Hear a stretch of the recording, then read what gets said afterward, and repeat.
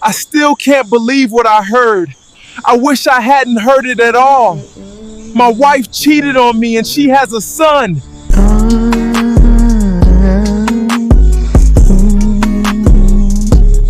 Better to make mistakes than doing nothing. Okay, so happy Sunday, everyone.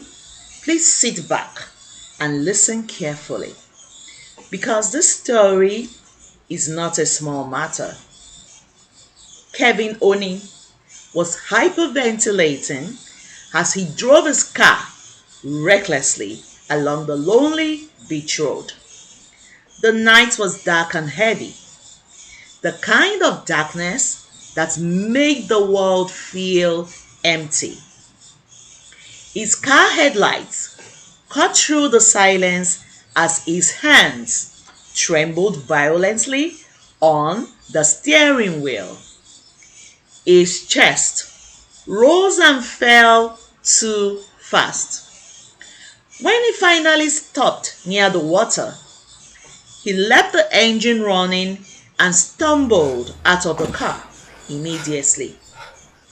The cold wind hit his face, but he barely felt it. Tears, real tears, streamed silently down his cheeks while he struggled to breathe properly. He did not scream. He did not shout. The pain inside of him was too deep for noise. The audio and video recordings from the CCTV footage kept replaying endlessly in his head. A female blackmailer had sent them to him barely an hour ago. At first, Kevin had thought it was some stupid scam. But the moment he pressed play, saw his wife's lovely face, and heard her voice clearly, his entire world shattered. He still wished he had never watched nor listened to the tape. His wife had cheated on him, his lovely wife. And not only that, she has a son. An illegitimate son Kevin once believed belonged to them both before the child was supposedly declared dead years ago. He remembered the pain they had shared back then. The night they cried together. The way he held her while she mourned. All those years, Kevin had carried that grief in his heart, not knowing that the boy was alive and living with the blackmailer. Kevin pressed both hands against his head as though he could stop the memories from tearing him apart. His breathing became faster and his knees weakened. How? He kept asking himself. How could she do this to me? 10 years. 10 solid years together. They were age mates who had fallen in love very young. Immediately after university graduation at 22 years of age, they got married, full of hope and dreams. Kevin had come from old money, but life had not been easy for him. His father abandoned the family before he turned 16, forcing him to become a man too early. He built himself from scratch. Now, he was successful, respected, and wealthy. A self-made multi-millionaire in the wine business. Everything Kevin had built, he built with pride. And through all those years, he believed that his loving wife was among the few loved ones who truly stood beside him. Alas, he was wrong. The thought of his wife with another man made Kevin's stomach tighten painfully. Each time the image entered his mind, sadness swallowed him whole. The blackmailer did not even know who the child's father was, which somehow made everything worse. Kevin felt humiliated, broken, destroyed. He could not even call anyone.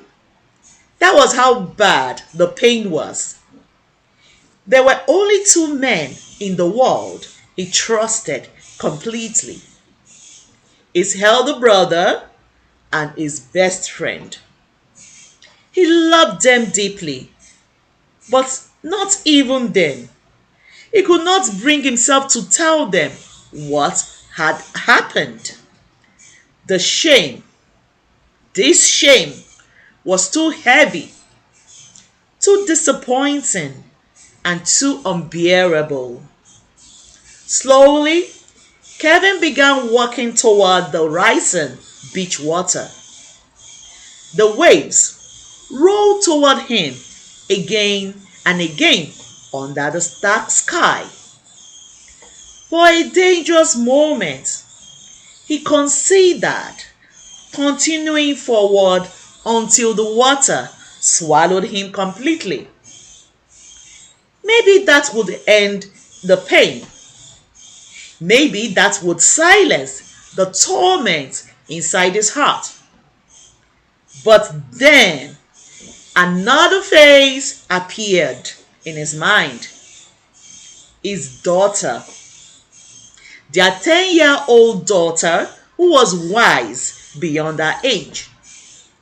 The little girl who waited for him every evening just to hear him tell stories about his day.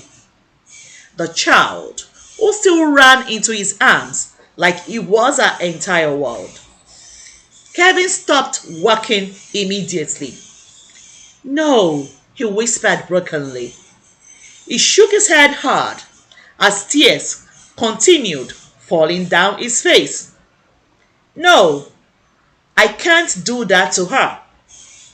Whatever her mother had done, his daughter did not deserve to lose her father too." He wiped his face roughly and turned away from the water. His heart was still breaking, but another feeling was slowly rising inside him now. He needed answers. He had to face his wife. Why did she do this to him? Why did she betray him this way after the years they had spent together?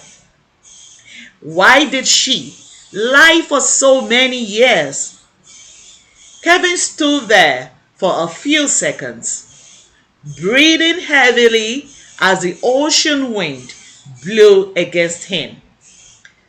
Then he snapped out of it and walked back to his car, entered it silently, gripped the steering wheel tightly, and sped off into the night to demand answers from his better half. Thank you guys for listening to this story. The next part will be coming up very soon. Take care. Bye.